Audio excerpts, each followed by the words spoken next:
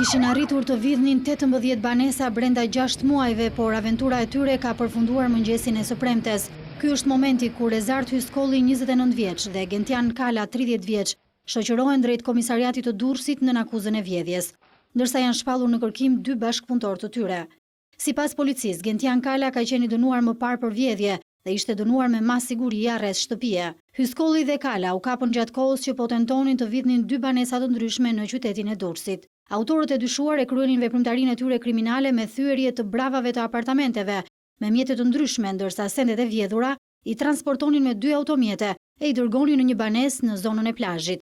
Gjatë kontrollit në apartament, policia gjeti dhe sekuestroi një armë zjarri, 2 automjete, 130.000 lekë, $300 amerikan dhe 150 euro. Gjithashtu u gjetën edhe lëndë narkotike, bizhuteri dhe sende të tjera të vjedhura.